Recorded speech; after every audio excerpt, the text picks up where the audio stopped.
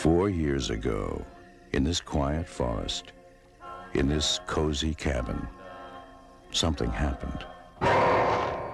Something so frightening. Something so deadly. Something so evil.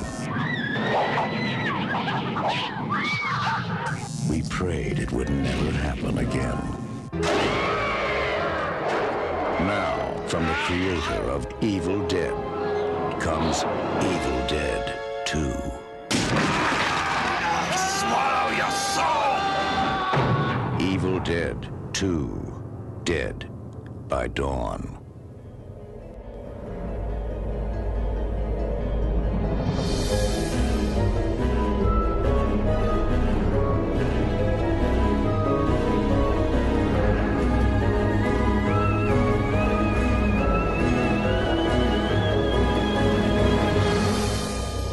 Hey there, boys and girls. Welcome to another special episode of Hollow Weekly. Nick and George here with Alex Taylor. Hello. And today we are talking about two films that were released in December, both celebrating their 20th year and 30th year. 30th year being The Evil Dead 2, 20th anniversary being Scream 2. And we also want to talk, well, we're not going to talk about it a lot, but how the directors had a little friendly rivalry. 30th year? 30th year. Did Sam Raimi direct it when he was like 12? 4. Wow. 4 years old. That's amazing. That blows my mind. And we have 5 questions about the films that we're going to jump into and talk a little bit about it. So let's just jump right in. Let's start with Evil Dead 2. So, well, here's, okay, I'll start. That's fine. Because it's a passion thing for me because Evil Dead was one of the first horror movies that scared me literally sleepless, right? So yeah. When I watched Evil Dead 2, I think I was in the camp of a lot of people who were a little bit... I recognized how great it was and fun it was and all that, but I was a little disappointed from not feeling as scared. I was dreading actually watching it. Like I was like, this is going to terrify me. They're going to one up the last one, and And then I walked away from this is a long time ago. I walked away from it, and I was like, that was fun, but it was a little disappointing from the expectation game. So you were putting in the rules that Jamie Kennedy was lining up for sequels in Scream 2. Yes, I'm just going to do that the whole episode. It's going to tie it in. But yeah, with the Wes Craven joint, you could just you'll be able to do that every 30 seconds. So you had high expectations. No. I had high expectations of being terrified. And those were not paid off at the time. So then the next time I watched it, which was probably 10 years ago, I had a blast, but I was watching it going through the whole franchise, and I just enjoyed it. I didn't think that much of it. I rewatched it for this episode, and when you're doing it for a podcast, you're paying a little bit more attention. Yeah. And that's when it just cracked. I was like, this is not only my favorite film of the franchise, but one of my favorite horror movies of all time. Just blew my mind that it's been under the radar for me a little bit. Up till now, but I really, really enjoyed it. What are your guys' history with this? I always preferred Evil Dead 1 for no reason in particular, but before that I always preferred Army of Darkness. So for me it was always Army of Darkness, Evil Dead 1, Evil Dead 2. And you love horror comedy though. And I love horror comedy, which is weird because I never really I've seen Evil Dead 2, but I didn't really. Hey, Gatsby. Take that out. I never really gave it a shot.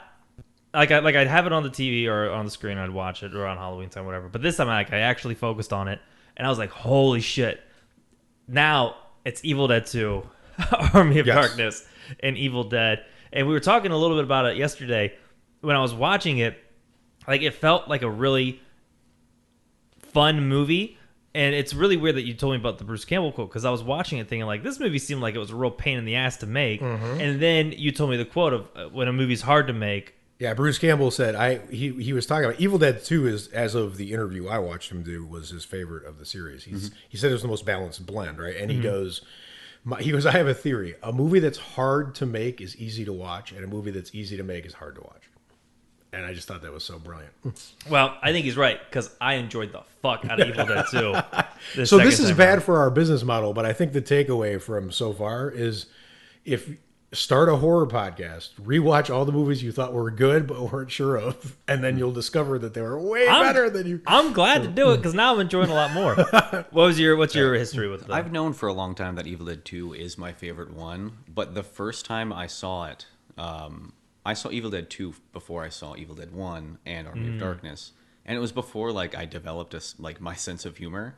My older sister was watching it, and I just didn't understand. I didn't understand like campiness. I'm like, I could see his wire when he's like flying around. Like, this is stupid. Like, I didn't get it. And then like I watched it when I got into like the 8th grade or so, and I loved it. Like I don't know, I just Bruce Campbell. I've said this many times. He looks like my dad. Actually, funny thing, when I was working at Halloween Town, I remember we can dress up in our costumes. I dressed up as Ash pretty frequently, and this girl came in with like an Ash shirt. And I was, we were just kind of chatting, and I was like, "Yeah, my dad looks like Bruce Campbell." And she's like, "That's funny." Like, she was like a black girl. She's like, everybody kind of like that's how we see all white people are just like slightly different variations of Bruce Campbell. Wow.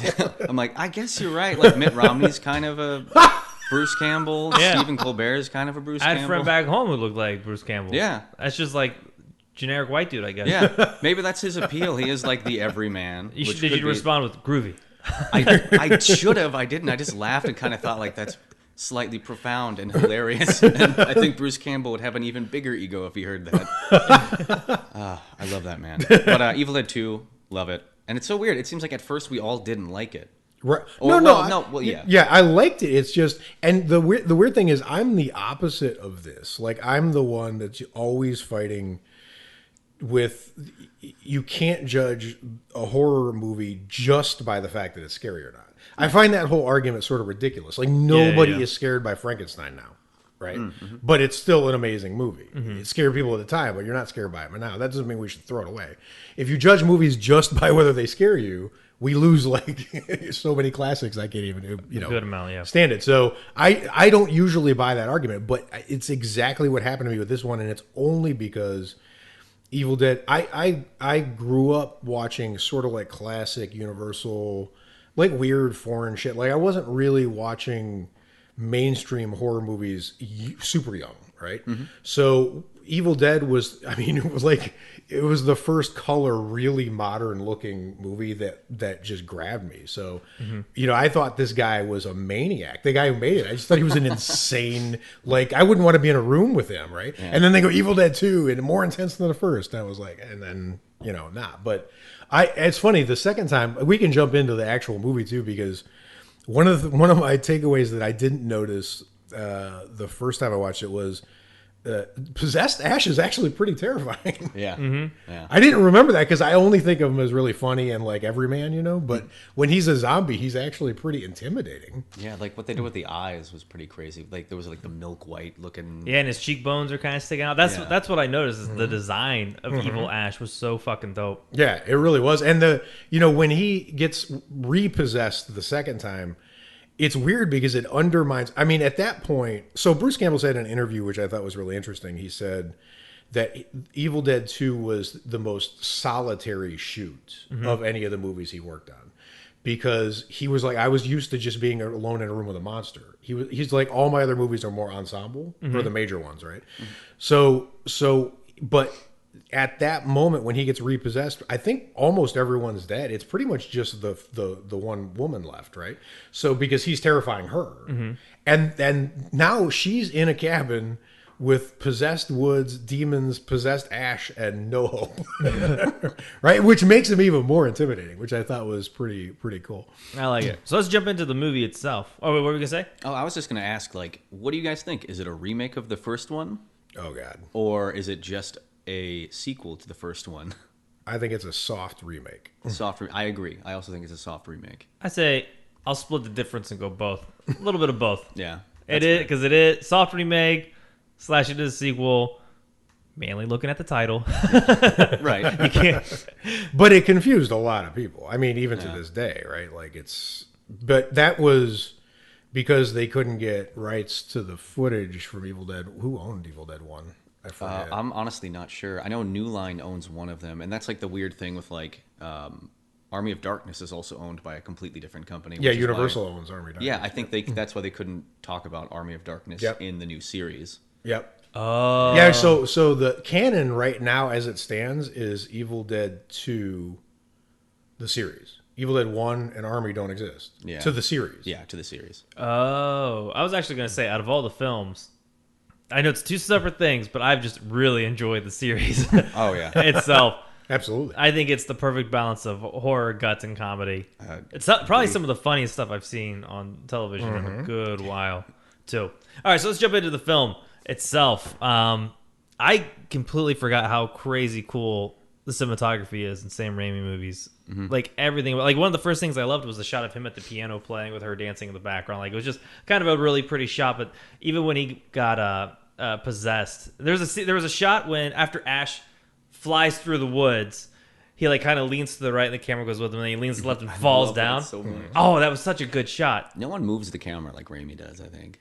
No, That's and great. it just adds so much to the frame, like, and adds so much energy to it. Like you actually like, I don't know, you like the impact of him falling felt better, and just even when he goes crazy, like the shots of him going all cuckoo. I like the fisheye lens, and it's just like you feel like as crazy as he looks. Yeah, and there was one shot that I really loved in there that was when his girlfriend died, he buried her, but like the camera was like basically on its side on the ground, tilted up, so it's like an extreme like Dutch angle. And he's like, I don't know, the way they framed him like in the upper left corner with the cross, like that's just a cool. Like we did that episode. About, He always knows where to put the camera. Even when Ash falls into the puddle, the camera's like exactly where you'd want to put it to see that drop. It's so perfect. And I just forgot how much I loved his camera. Well, like one background thing that's really interesting is so Sam Raimi made up a lot of Evil Dead on the spot, the original. But because this was a $3+ million budget movie, thanks to Dino De Laurentiis and Stephen King, he's the reason we have Evil Dead 2. That there was storyboarding going on. So it's just a whole different scenario. He was planning a lot of this in advance, which is, I mean, it's so obvious that a lot of the shots just look so much more professional and interesting. Yeah, especially the way like the camera like is whipping through the forest as it's like I love that shot. That's like one of the best ones as the soundtrack's rising. Oh yeah. It's like oh, the sound in this movie. yeah, dude. when he's getting chased and it has that hum and then it cuts to him and it's silent and it's just him like breathing and running. It's so funny. And then it cuts back to him and it's bang, Yeah. it's silent or him running. Oh, that and I love how comedic it is, him like getting chased by the evil spirit, but he's like doing like Scooby-Dooing around the house. Well, Sam Raimi loves Three Stooges, and Roger Ebert said that shot, the shot you're talking about, that first chase was a masterpiece. He called it literally a masterpiece. Oh, wait, did Ebert like it? Yeah, I loved it. Oh my god, that's awesome. And he said something that I thought was so interesting about the movie, where he said this movie devours ideas so fast that it almost had to repeat itself at the end because the filmmaker had gone through all the ideas he's ever had in his head in the first hour of the movie. Which just the idea of a movie, you're just picturing Sam Raimi labbing it, like, you know, I got to do this and I'll do this and I'll put the camera up here and I'll put people in harnesses and like whatever. By the time the movie had chewed through that first hour, he had done more than what 5 directors would ever think of in their careers to try. Wait, at what point in the film does he cut off his hand? That's the best scene, I think. That's my like favorite scene. a little That's before in the midway. first hour. Yeah, right after the kitchen, he's smashing all the plates, flips around, hand crawls, he stabs it, and then he has that one liner, and then he chops it off. Oh, that's another thing I like about Evil Dead 2 is like I guess Army of Darkness might have the most memorable catchphrases, but the entire series has great catchphrases. Oh, totally, absolutely. And little known fact, Scott Spiegel, I think that's his name, who they brought on to co-write this movie. He had directed a short called Attack of the Helping Hand, which was the hamburger helper hand, the killing people. Oh, that's hilarious. Which is why Ash's hand gets possessed and the whole hand sequence happens. It's like a tribute to a movie no one knows exists. And now it's such a big deal. Right, It's such, like, totally. That's what I was telling Nick. Like, Idle Hands, the whole movie must have come from the... Yeah. Oh, I love that whole scene. One of my notes was, I love. Is there a name for an actor who works super well with props, like Bruce There Campbell? should be. Because when he's in that kitchen, just like smashing everything over his You're head right. and flipping around, I was like, or when his girlfriend bit his hand, he's like slamming it around. The severed head. Yeah, you give that guy a prop, and he's the funniest dude in the world. such a His good physical point. comedy is like unparalleled. And I could see where like the Three Stooges physical comedy style thing plays really well. I mean, he's just so funny. Yeah, in but this you know movie. what makes this next level is Bruce Campbell is really good with props, and Sam Raimi loves to torture Bruce Campbell. Yes, and cover him with as much goo and He loves to make him uncomfortable. Like when you look at behind the scenes footage, he is straight up torturing Ted Raimi and Bruce Campbell. He wants them to be in pain, be uncomfortable. So he just fills the place with props and goes, hit yourself with them and fall into them and do whatever. I mean, Bruce Campbell went to the emergency room on Army of Darkness and came back to shoot the same night, but he was cut from a breastplate armor thing or something like that. Like That's the thing about like a lot of the stories, and like they admit this. They kind of make up a lot of stuff that happened, so you actually don't know like all the behind the scenes stories, whether or not they're true. Sure, Like sure. they said he broke his jaw, but then they later said he actually didn't in one Right. scene. So like I don't know what to believe with the Evil Dead because Sam Raimi and fucking Bruce Campbell are such jerks. Liars. I love you guys. Just in case you hear this somehow. Just kidding. Now, the other thing I noticed was, especially after watching, what's that sci-fi show? 31, not 31. Channel Zero. Channel Zero, the second season with the haunted house. You're making me picture Rob Zombie directing Channel Zero right now. Please don't do that. No, but I was thinking to myself, like, Evil Dead 2, and also because we went to the Reign of Terror for Halloween, Evil Dead 2 feels like if a haunted house made a movie. They're like, we'll do everything that you think we were going to do. Totally. Because, like, everything that happens is something like you would expect in a horror film. Yeah, I'm actually. It's so cool that you said that because I one of the first things I thought when I turned this movie off was I'm going to be disappointed in the next haunted house I go through, Right? because it won't do these things. Like the woods will not pick up and attack the house, and then I'm going to be like, you guys just suck at haunted house. Well, that was the thing. At the Reign of Terror, they had that, like, Victorian housing thing, which isn't like the cabin at all, but it still had that creepy house vibe, and I got that from watching the film, which, honestly, I don't think I've watched, aside from, like, the Texas Chainsaw remake and going to, like, cornfields as a kid, I haven't, like, had that same feeling of, like, oh, I've been there while watching the film, and I got that with Evil Dead 2, and I was like, God damn, this is great. And you know what is so, like, one of the things I look to for the horror genre is developing things that are iconic. It seems to be better than most genres at doing stuff like that. Westerns do it, but they do it on a much more limited palette. Like, the iconic looks are only, like, prairies and people on horses or whatever. But Yeah. horror can do, like, Regan's. You got a girl who's hideous looking in a bed, and now she's an icon. Like, you know, Yeah. And the cabin, the design, I forgot how cool it was. And the thing that blew my mind is how ramshackle it was. I mean, you're screwed. As the second the camera went up on that cabin, I'm like, whoever's in that cabin is screwed. There are holes everywhere. There's no, I mean, it's the least safe structure I can imagine. And it reminds me of, we just watched Last Jedi, no spoilers, but how ramshackle the rebellion is. Like, their equipment is always shit compared to, like, the Empire's equipment. And that you're looking at the cabin and you're like, this, I mean, you people, stand no chance. Yeah, why are you even fighting it? Just kill yourselves. You're dead. Absolutely zero. And then what's funny is, as much as I loved Army of Darkness, I completely forgot how Evil Dead 2 ended.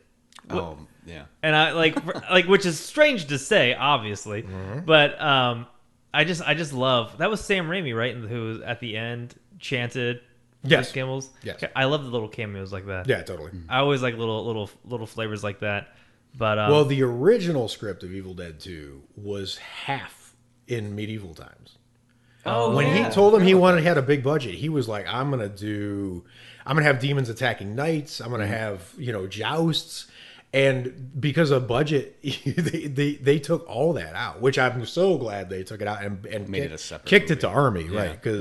Because the weakest effects in that movie to me are the end. Like the last demon swoop attack on Ash is ridiculous. Oh, yeah. Most of the effects in this movie hold up, even like the stop motion one. I mean, there's, like you said, you can see wires and stuff in some points, but it adds sort of the flavor of the movie because, Ash himself is going crazy. So crazy people see goofy things, but in the medieval thing, I love how it ended. I love his scream, his no scream was just absolutely fantastic. Flying into One of my notes was Ash's scream when he saw Henrietta. He like had the highest scream. It was some of the funniest thing I'd ever heard. Totally, he totally did. Because that's the scream I would have if I saw evil Henrietta. So what in the movie do you think doesn't hold up or don't you enjoy, if anything? I'll start. It's not that I don't enjoy it. This is nitpicky, but whatever. Because they had to recap the first movie so fast, Ash literally turns on and decapitates his girlfriend in 0 time. It's like within 8 minutes, I think she's dead. But literally, she gets possessed. She runs out. She's floating, so I get that he knows that she's a demon. But I feel like if my true love got possessed and came out, I would try to talk her down before I cut her head off with a shovel. Right? Like he turns on her, but the rest of the movie hangs on how much he's in love with her, and her necklace saves him and whatever. So I felt like that was a little quick. That was whatever thing, and I like most of the other stuff, but I feel like I didn't like the Bobby Joe that chase moment as much as I just felt like that dragged a little bit. That whole like side plot felt a little iffy to me, but everything else was amazing.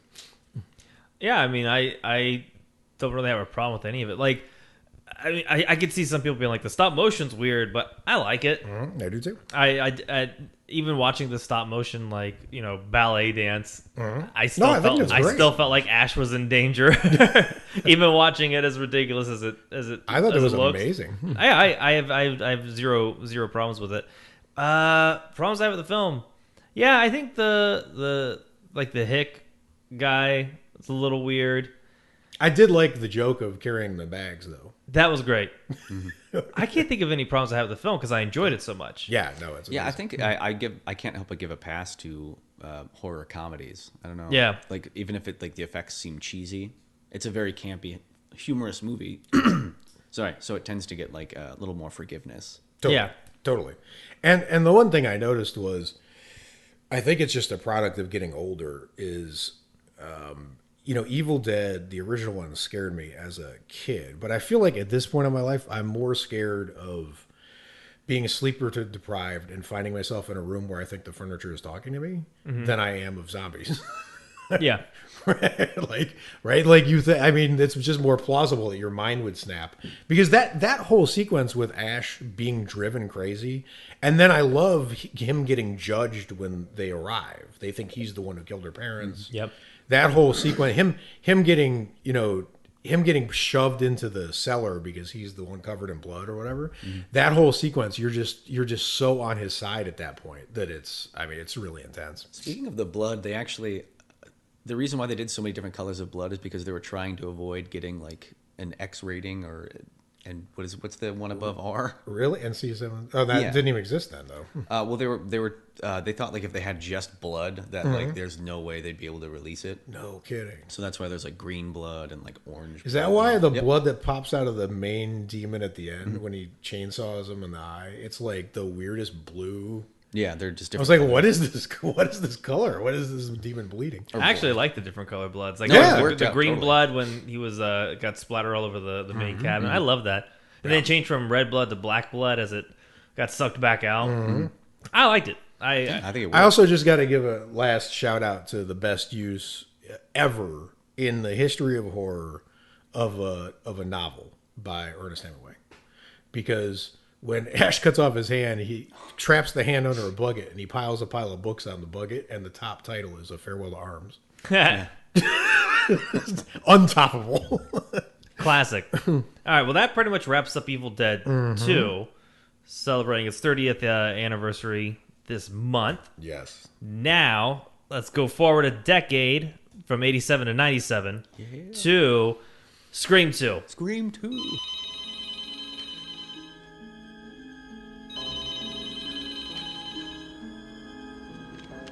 Hello? Hello, Sydney. Remember me? What do you want? It's time, girlfriend. Don't you know history repeats itself?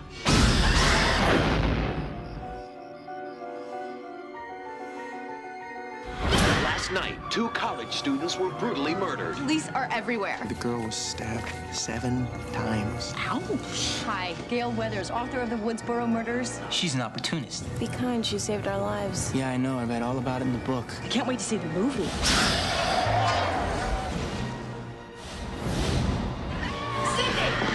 Did you know the victim? Did you feel threatened by the murder? What am I supposed to do? If there is some freaked out psycho, they're probably already in your life. Okay, so you just want to sit here and wait to see who drops next?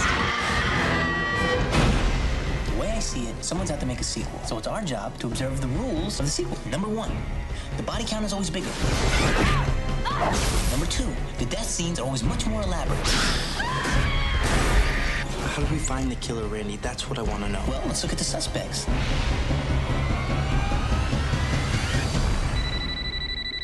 I'm not interrupting anything, am I? It's him.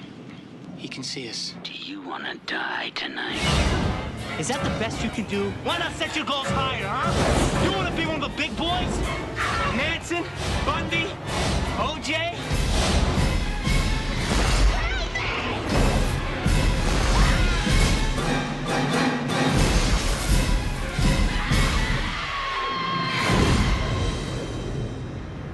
What's your favorite scary movie? Showgirls. Absolutely frightening. I'll let Alex kick Yeah, us off, Alex has been waiting. He's been chopping at the bits for that. He's like, Evil Dead 2, great. Scream 2, I'll take the lead on that one. I do love Scream 2. What is it about Scream in general that you dig? I don't know. That's the thing is, like, I can't really pinpoint what it is. I think it's the fact that you actually care about the central characters. You know their names. Whereas, like, with all these other horror movies, it tends to, like, the cast just gets butchered. The cool thing about Scream is that characters survive. New characters are introduced that also survive and make it through. So, like, you have, like, inherent interest in, like, the story. Just Scream 2 is already more interesting because there's, Gale, of course, Sidney, Dewey, Randy, his last, well, not his last one, but, and just it's the most consistent horror movie series because they have the same team every time, same director, same writer, except for the third one, same cast, same composer, I think the same cinematographer, even though, well, actually, I don't know, the first one was fired at the end of Scream 1 during the longest night in horror history or whatever. What was that? Yep. It was like what was like a month long to shoot one scene. It's like I Survived scene 133 is like it was like but that's Scream 1. That's hilarious. Yeah, it was pretty intense. But I don't know, man. It was just reinvigorated horror. Well, and I think that's a really good point, is that horror franchises tend to stay consistent with the villain and slaughter and replace the heroes. Yeah. Right. Nancy doesn't make it very far in Nightmare. They have to really do convoluted stuff to bring her back in New Nightmare. Jamie Lee Curtis, she's out. Like, when you think of the franchises, the villains are consistent. This one flipped it, right? I mean, it's still Ghostface, but they're interchangeable with other. It's always a different killer. Yeah. But the heroes are the same, so you really are invested in them as it goes. I think that's a big difference with this movie. Yeah, and a fun fact actually, like after Scream 1, caller ID actually like went up like 200-something% or something like that, which is why they threw that scene in there at the beginning when Corey Gillis calls and she sees it on caller ID, and actually it's Ohio number as well. It's a 513. I didn't realize this until recently. Cincinnati, right? Windsor College is supposed to be in Ohio. I had no idea until like this year, and I freaked out. I was like, what? I love Ohio. That's awesome. Because I'm from Ohio. That's pretty dope. Yeah. Also, what was it, Nightmare 2 or 3? Springboro or Springwoods? 3. Yeah. Yeah. So, I mean, he wasn't anything to do with that, but it's a creation of Wes Craven, all taken. What's up with Ohio having all these creepy places? The Midwest is a good place for I will creeps. say Evil Dead was in Michigan, though, right? Yep. It's Midwest. Yeah, close enough. Yeah. Not as good as Ohio, but, that's fine. Right. We'll take that. We'll take that one head on. Our audience Just kidding. I don't really care. Yeah, that's right. So this one starts amazingly, right? Like the theater. Can we just dive into it? It's one of the best openings, and because I was telling Nick this before we recorded. There's an anchor that gets weighed on movies where if something is really, really iconic, it casts a shadow over the next. So the opening of Scream was one of the greatest openings in history. So how do you even compete with that, right? And then Wes is like, I'll just go nuts, dude. Yeah. Like it's the biggest meta, like fuck you. Yeah, it was like oh my god, like. Plus the short movie that they shot, that was actually Robert Rodriguez directed those. No way. Yeah, that was Rodriguez. Oh, that's amazing. Which was Heather Graham, I think, like was playing Casey Cooper or Casey. Yeah, and then Owen was it Owen Wilson or Luke Wilson? Luke Wilson. Yeah. It's incredibly meta, and this was like before meta became like in everything, I guess. Yeah, totally. I really like I get super jealous every time I watch Scream 2 of that movie theater. Like, man, I wish we had like a local theater around there that did some cool shit like that. Yeah, I always thought that like that was just too crazy for an opening night, but now that like I live out in LA, like that kind of I guess like if it's the opening night at like a LA premiere, they do crazy stuff like that. I mean, not like that anymore. They shut down blocks and yeah, all that other stuff. They did some crazy stuff when they screened Anniversary Carrie, De Palma film at the Scream Factory. Sponsored it, and they did some really nutty stuff. They were dumping blood in the theater. Oh, and all Jesus. like, what a night! Yeah, what a night. I personally like how we're gonna keep. I have a feeling we're gonna use the word meta a lot just talking about this this film. But I like how Wes Craven. They were talking about like black people in horror films, and then the other thing I liked that was really meta about it was. And I don't know if it had anything to do with the slasher craze that had passed, because like actually Sam Raimi had a bunch of shit about Evil Dead 2 over in the UK. Some people were trying to block the home release. But anyways, was Wes Craven somewhat not making fun of horror fans, obviously, but like sort of pointing at the fact that like there's a group of the audience that only cares about the kill?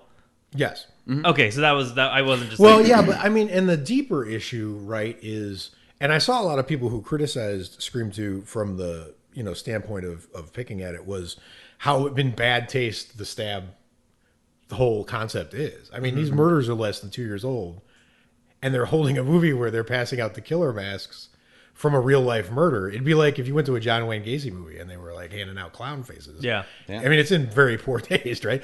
But Wes Craven was pointing to the fact that things were getting more extreme, mixing with reality more, which is where you see. Yeah, and this was like around Columbine, right? Right. So it's the whole like... Yeah, that mess is there. But the main point is that it's a very dangerous. My main takeaway from Scream 2 is how fucking brave Wes Craven is. Mm-hmm. I mean, even though he's polished and he's an entertainer, and he knew he was going to succeed, he was just always brave his whole career. And what he did was, I mean, it's very dangerous for a horror director to make a movie where one of the main premise of the movie is that cinema violence causes real life violence. Mm-hmm. Yeah. Like if I was a director, I wouldn't touch that with a ball, right? Because that's an argument against making horror movies, basically. Right. Mm-hmm. And I always give. We have to talk like Kevin Williamson as well. Also deserves. I mean, sure. I love Wes Craven. The movie would be totally shit without him. And I think they were trying to get Tobe Hooper initially. Oh wow. For the franchise, but when he finally they wanted Wes, but Wes turned it down, and then they were going to get Tobe. Okay. George A. Romero. They even. No looked way. at him, which is like crazy. That doesn't make sense. But, I mean, who knows? It would have been cool. But there's just something about like Wes's style. But the cool thing is about when he wrote Scream 1, at the end of Scream 1 in the screenplay, Kevin Williamson wrote an outline for Scream 2. He had it ready. Of course he did. He knew there was more to be told. Right. And it's crazy how much like the screenplay changed. And he also wanted further employment. So that's smart. That was smart. Pretty clever. Yeah, and like the actors had no idea who the killer was until the last like 10 days of the shoot. Oh, cool. So like Cotton Weary, he thought he was the killer. Liev Schreiber thought for sure. Of course. He was, yeah. And they all were having a bet who they thought the killer was, and David Arquette won. He kind of picked out who he thought it was. Oh, cool. Which I think is so cool. That's the thing. Because for some reason I always see like Scream people not liking Scream 2 as much in the franchise, but the script felt super solid. Yeah. Like upon rewatching it, like there wasn't any moment of the film that I thought felt out of place or that wasn't tight. And the thing you mentioned earlier about the characters, that's what we talked about on our live stream we did a few weeks ago. We picked favorite directors, and I went with Wes Craven because of the way he does characters in his films. Like I cared about every single one of them. And then when Gail comes back, or you see her with like her red hair, I was like, oh, there she is with that like stone cold like bitch look. Like I'm here to just make my money, make my mark. And I love that because like I don't know, like other horror films. Like I was thinking about films that I've enjoyed, but like Don't Breathe. I don't remember any of the characters' names or any of their a lot of their traits. But even seeing Scream, they had traits. I don't remember. Well, G Money did. No, that's right. Get that paper. You never, No, but it makes me so sad. Like all these like great horror directors dying because I'm like, man, we'll never get another Wes Craven film. This sucks. But I just love the characters in this movie. I think one of the really amazing tricks that Scream 2 pulls off that I didn't expect was that it holds up super well on rewatch. Oh yeah. And it has two things going against it. One is it's sort of a dated concept that's already been over. I mean, now there's a Scream TV series, there were more Scream movies, and then Scream, because it revitalized slashers, there's a whole bunch of movies that... So, you know, a lot of this is now... should be stale, but it's not. And it's built on a mystery. So and you know who the killers are the second time you watch it. So that's two things that work against it, where rewatching it should not be that fun, but it's still so much fun. It's my favorite. And I can't even figure out why. It's so every Halloween I usually watch all of them. My favorite movie to watch with other people who've never seen it is Scream. Right. And I usually pause it like right before they like the killer comes out. Like, sure. And I'm like, who do you think it is? And like most of the time they're wrong, which is really cool. That is cool. And I don't know. It's my favorite movie to watch with other people. That totally makes sense. I do the same thing with old Twin Peaks. You did that with a few films. I do that we've watched. I do that a lot. Harakari or whatever. Yeah, oh yeah. Pause that a few times. I totally just did. to explain. One thing I really loved, and I think this is why I love Wes Craven, was the scene where they were talking about how sequels are bullshit in Scream 2. Mm-hmm. Like he knows like what the horror field is, what it's all about. And he's almost sort of like, who was I listening to? It was like if you're getting bullied, if you acknowledge what the bully's going to bully you about, they're like, well, fuck it, he already knows. So Wes Craven's like, well, we're here. Sequels suck. Here you are in Scream 2. And Kevin Williams.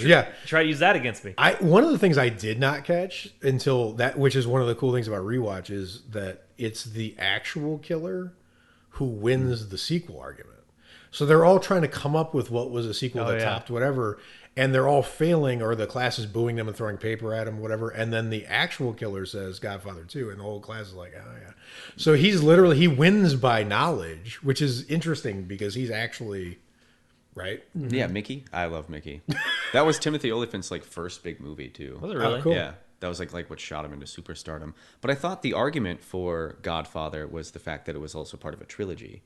No, that was the argument. That was the argument for Empire Strikes Back. Yes. Oh yeah, yes. Okay, yeah. Jamie Kennedy negates that at the party. I forgot about that. Yeah. Oh, actually, at that party scene, Matthew Lillard has a cameo. Does he really? Yeah, I didn't know. Like, this is something I actually did not know until like recently. I thought he was in the opening scene in the movie theater. I thought that was his cameo. I knew he had a cameo. I just didn't know where. But and I watched it again. I watched this scene, and he actually has a line. It's in the background. He's out of focus, but you can still see his long, goofy face. He actually hugs Mickey and says, "Hey, man." So it's like the killer from Scream 1 No way. is hugging the killer from Scream 2. That's classic. Yeah, that's They are just so good at this. Cool. I love it. All right, can we give just a huge differentiating for most horror franchises shout out to Sydney? Yeah, I mean, of course. Rewatching this, I just realized again and again how underrated that character is in the franchise history. That's one of the reasons that Your Next was so refreshing, is when they take that final girl concept and they do something new with it, whatever. But this character is so... It's really... I was looking for parallels between Evil Dead 2 and Scream 2 beyond the fact that they're 2's and whatever, but I realized that Sydney's sort of like the every woman character. Like, she's not super heroic. You can picture yourself being that in those situations. The same you can with Ash. Because that's the thing with Ash, is he makes all kinds of mistakes all the time. He's not, perfect or whatever. And these characters both take a super beating. Yeah. Right. And they're both survivors. I just think that character is amazing. I like the guy from the Teenage Mutant Ninja Turtles 2, the theater director. Oh, that's David Warner. He's great. He was he was supposed to play Freddy Krueger initially. Was he really? Yeah. Wes Craven has always wanted to work with David Warner, but like never had the chance. I don't know if David Warner turned it down or the studio turned him down, which I'm glad because Robert Englund is amazing. But yeah, so that was his chance to finally get him in. The one thing I thought was a little strange, actor from Teenage Mutant Ninja Turtles. David Warner. Yeah. David Warner.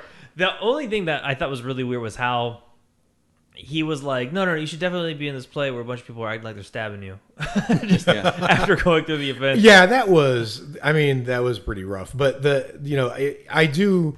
The thing is, it starts in a theater and ends in a theater, which I just really dug. I love it. I knew it wasn't. I knew there was going to be some, ways that dragged against the realism of it, but it was. I just didn't even care watching them run around pillars chasing each other. The shit was amazing. And all the fake outs in the end in that theater are great. In fact, the woman who was the killer, she was actually in an episode of Frasier. Laurie Metcalf. Yeah, she was in Roseanne for that. She was just off of Roseanne at that point. Oh no shit. Yeah, she was fantastic. Yeah, dude, she's so funny too. Like she has like a really comical face. Like when she's like chasing after Sydney at the end. Like I don't know, she can like distort her face like almost like the Scream painting. Yeah, I loved her as the killer. Totally. That last standoff, Cotton made me really nervous.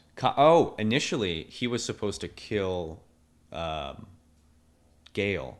Okay. Like he was one of the killers. Like it was rewritten so many times because the script leaked and they rewrote it while they were filming. So they actually went into filming without a finished script. Oh wow. Cotton was supposed to be a killer, and then they changed it to Cotton wasn't the killer. It was going to be Derek and Haley, and he kills both of them, but then decides that he wants to be the only survivor, and then kills Sydney.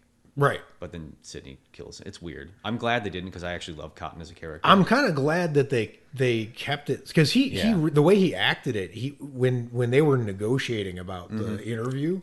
Yeah. Amazing. Absolutely. But you could just watch him working through it's like, what do they call when quarterbacks or different receivers going through their progressions?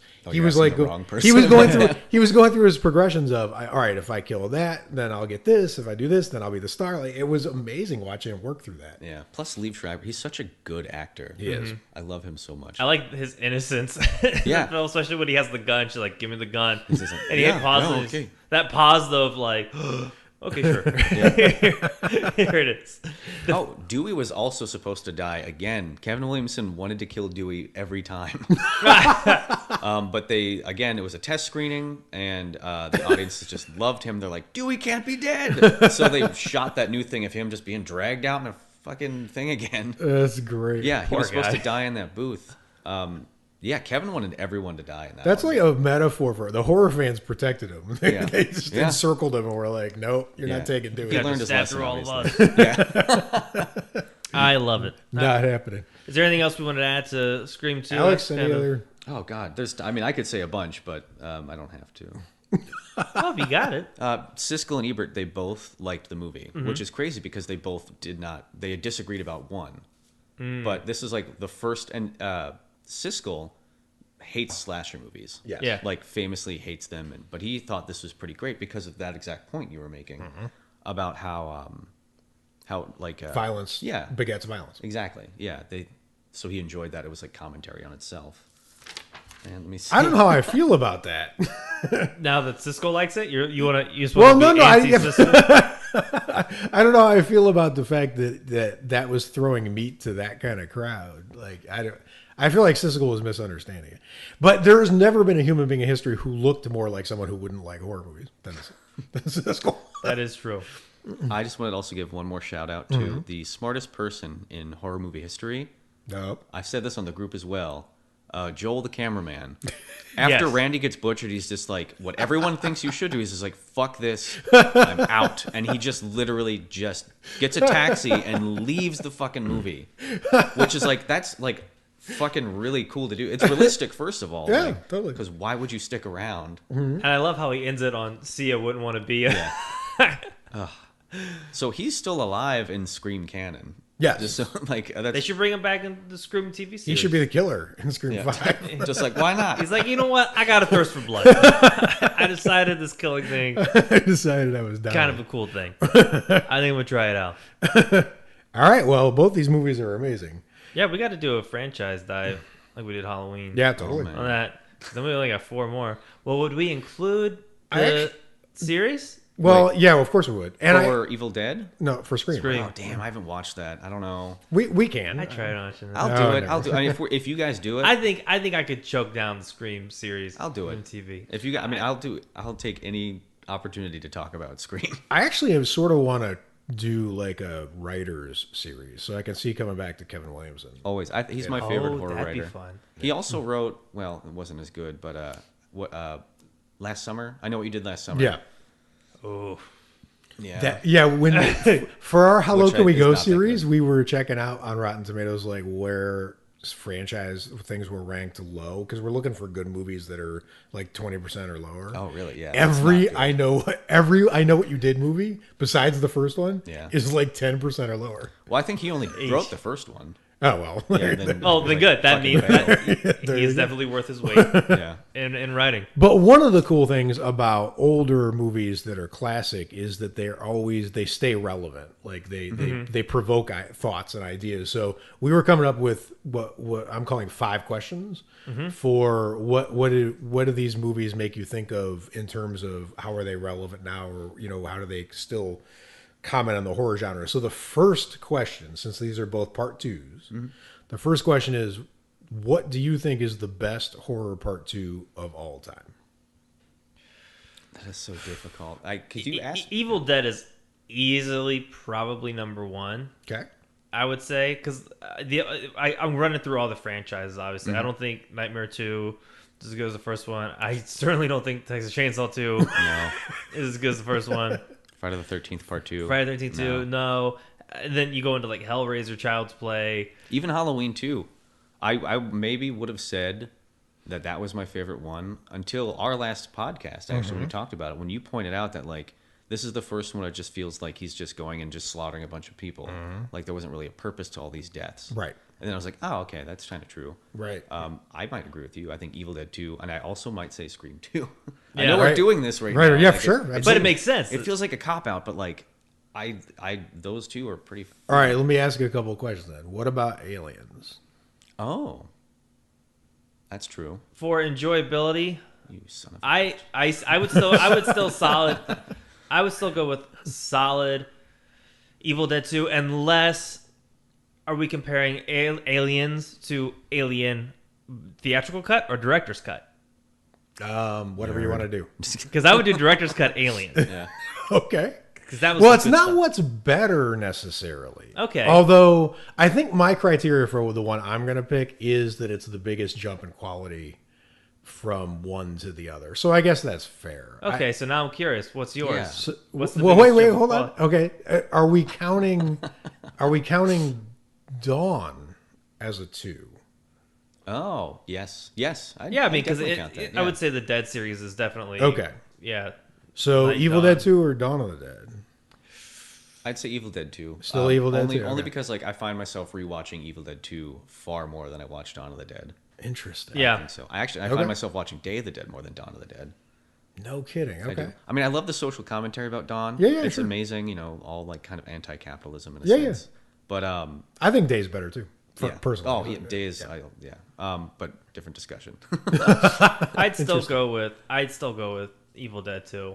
Just as like if you're at the grocery store, I would say video store, but I went with grocery store for whatever reason. If I had to pick out something that I don't know, the best flavors.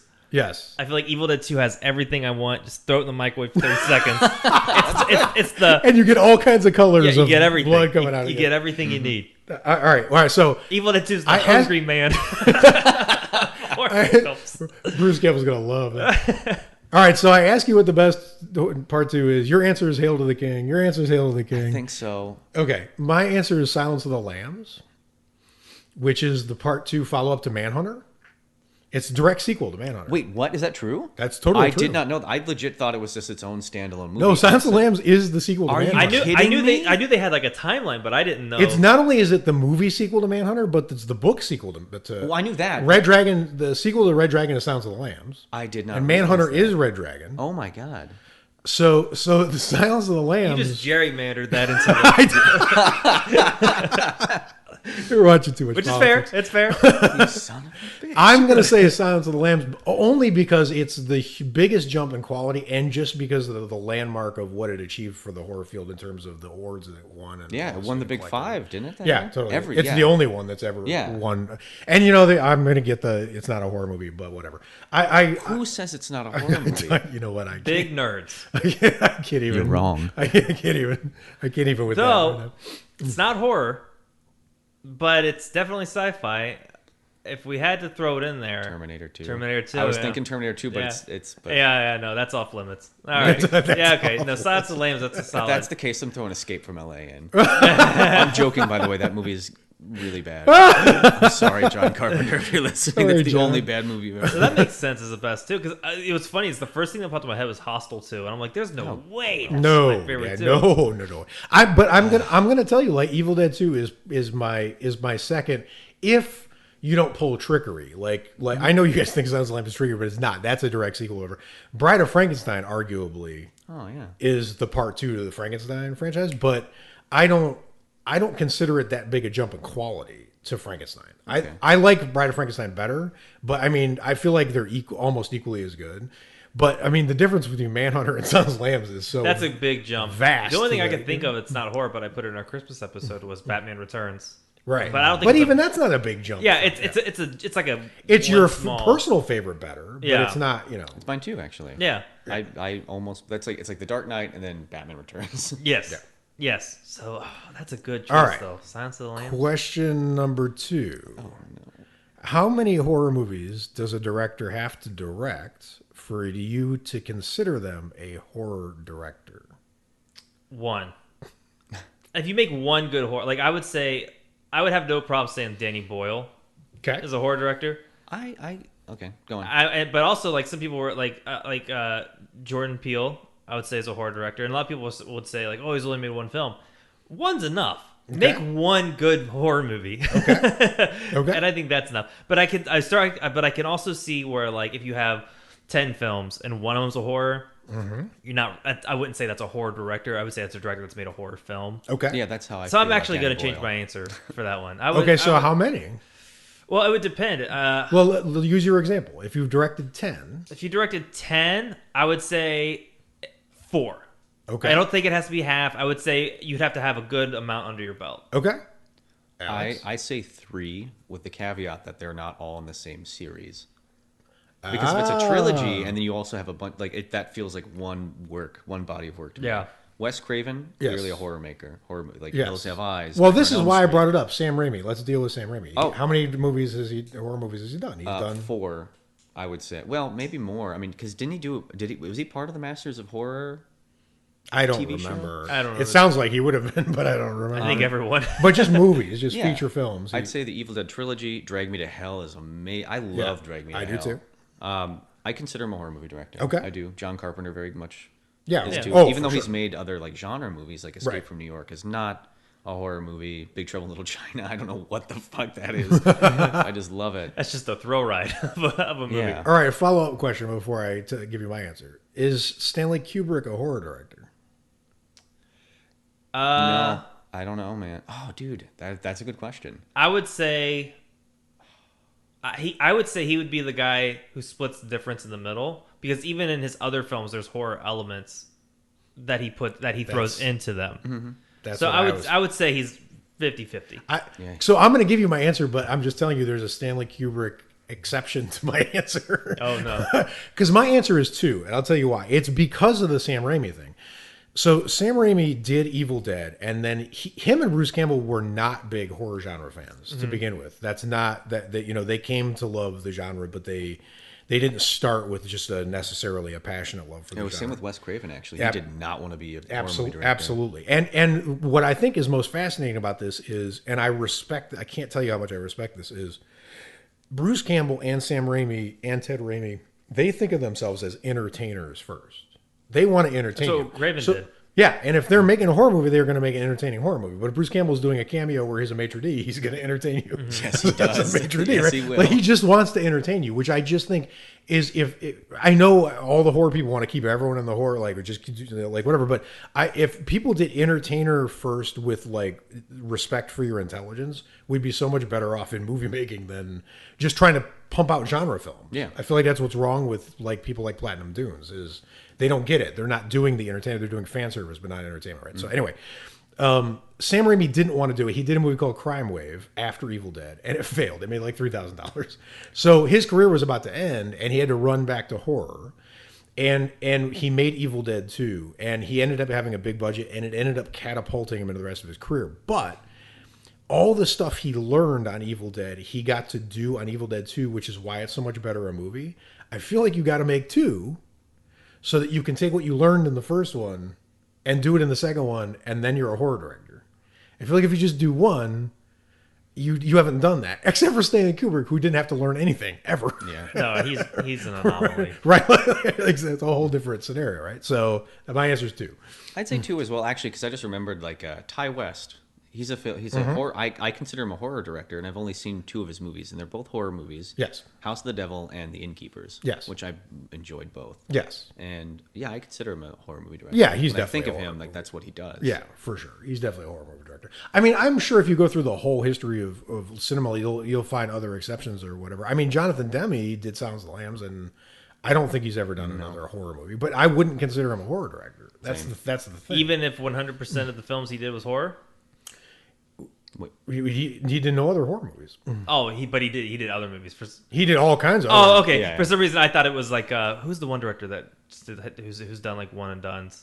Oh yeah, I mean, there's a. For some reason, I thought that was what you were. No, talking about. Jonathan Demme, he did like Philadelphia, the Age Oh, of then yeah, Trauma, totally, yeah, that makes sense. So okay, question number 3: if Evil Dead was a person from history, who would it be?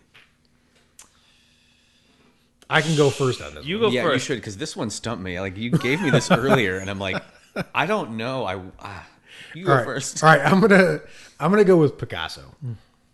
I can see that. Because it's just restless, crazy, experimental. Like it's got a humor to it, which he was a big prankster. One of my favorite Picasso stories was a museum. I think I got this right. A museum asked him for a piece, and he was rushed for time, so he took a bicycle. He flipped its handlebars around backwards, and he gave it to him, and he called it the Bull. like that sounds like something Evil Dead would do, yeah. as a joke. So I'm gonna say Picasso, even though it's not perfect, because I think Picasso took himself way seriously, and Evil Dead 2 probably didn't. But that's the closest I could come up with. All right, I have to remember this guy's name. Is that if Evil Dead 2 was a person from history? Yes. I'm gonna add a little bit of depth to this question. Okay, good. You ready? If Evil Dead 2 was a person in history, it would be Jerry Lewis in a dryer. Just tumbling around, getting completely fucked up. You added a prop, which is so fitting Yes. for Evil Dead 2. Wow, good answer. I can't explain it. No, it's but to me that makes sense. It's my favorite moment of the whole episode. All right. I guess I would say Sun Tzu, who wrote The Art of War. Yeah, because hearing all whether they're fabricated or not, all the stories of how they made this movie, it seemed like they were going to war every day. All those plates that are crashing into Bruce Campbell's head. Yeah, it seemed like a real struggle.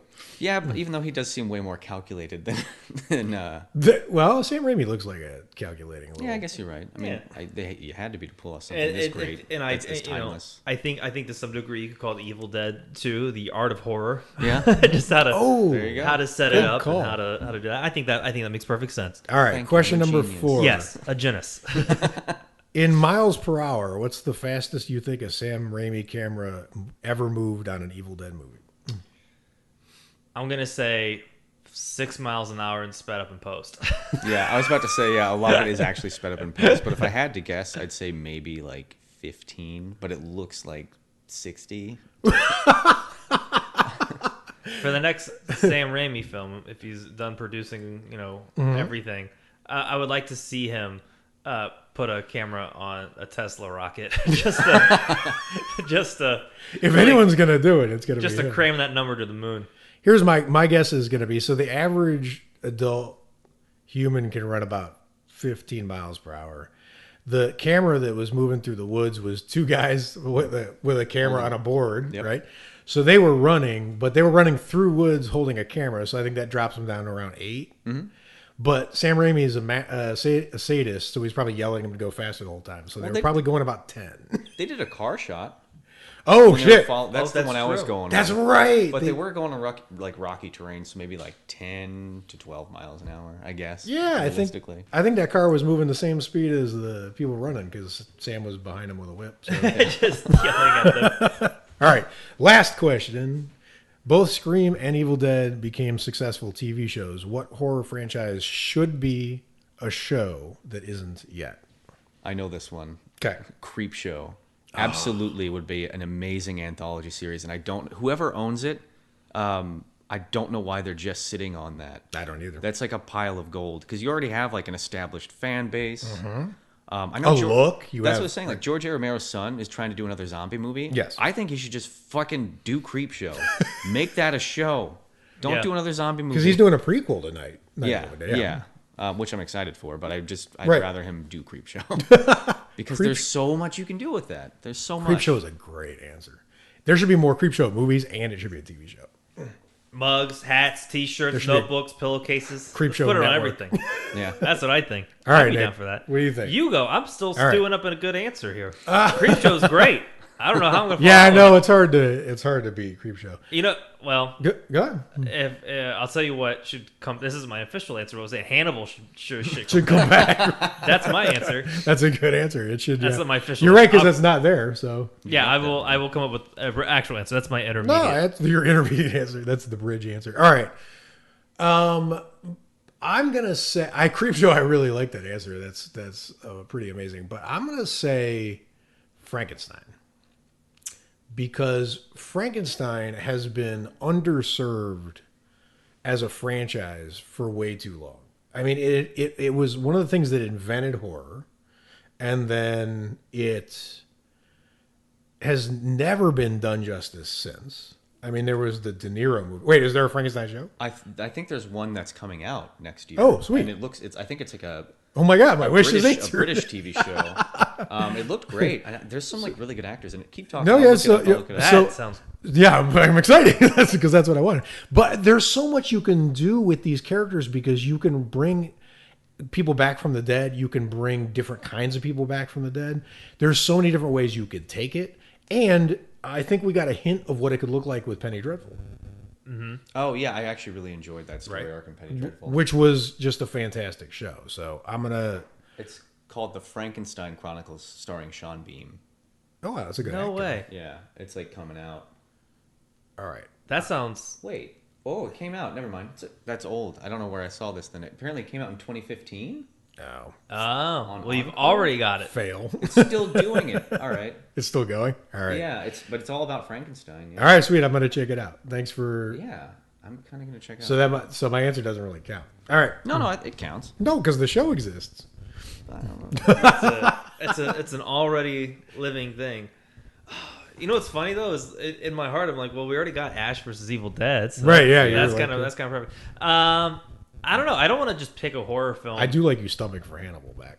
I might actually go for Hannibal just to come back. I was saying that's not my real answer, but I really enjoyed the way it was shot, and I'd like to see them finish out what they had planned originally. I'm with you.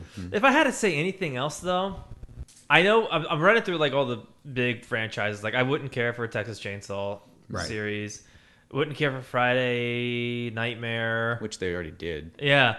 So I think Hannibal, just because we've seen like the proofs in the pudding, like it can be a really well done show. I think the only other thing I could picture I don't feel like I would enjoy watching Hellraiser get turned into TV.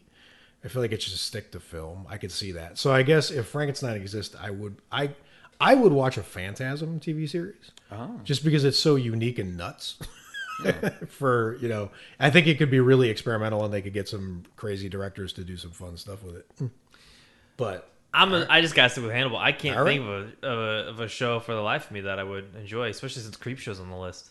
You did mention Ash versus Evil Dead. Apparently, there's a chance that it might not come back because most of their viewers, like 90% of the viewers, are pirating it. Yep. So if you're listening to this and you've watched Ash versus the Evil Dead, at least buy one episode. Yes. Just to give them some money back. The $2.99 Yes. per episode. Yeah. But we're in a good era of Exorcist was surprisingly good. I've heard about that. I haven't watched it yet. Is it good? Really okay, good. cool. Surprisingly good. So, and all the TV shows like Penny Dreadful we were talking about, these shows have taken old concepts and done really good. But there's so many franchises just sitting there waiting to turn into great TV. So, here's one. I'm gonna sort of steal your Frankenstein answer. Okay. If you did it Breaking Bad style, 5-season arc done, I think no, because it wouldn't be that great. I was gonna say Phantom of the Opera TV special. That could be good. I would like to see something cool. That with could be Phantom. good. Or as long as you distinguish yourself from the music, or just do real or the Hunchback. Oh yeah, Hunchback I think would be pretty cool, especially if Absolutely. if the BBC or some people Totally. or whoever's doing The Crown, Netflix, Just- something like that.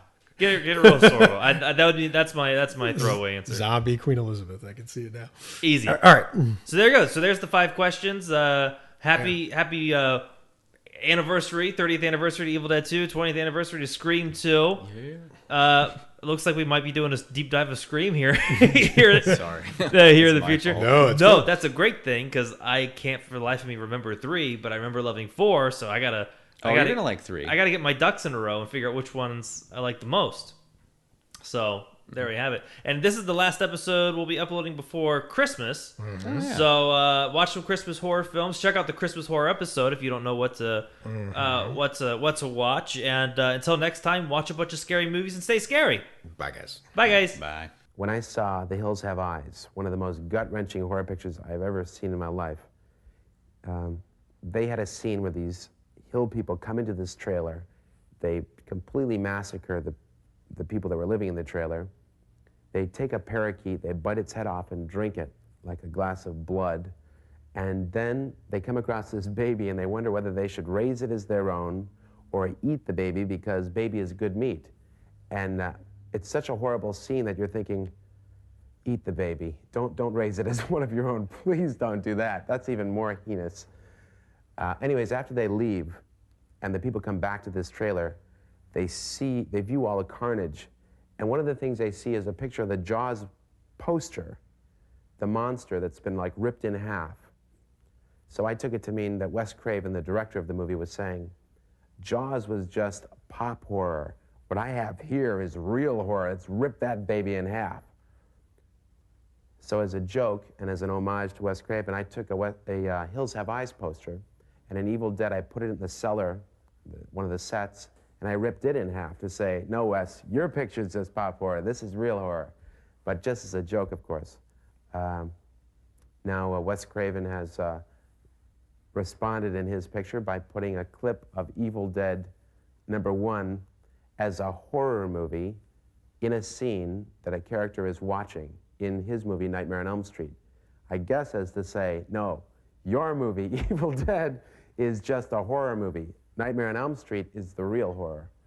So I'm not sure where I'm going to go from there. I'm kind of running out of ideas, but we'll figure something out.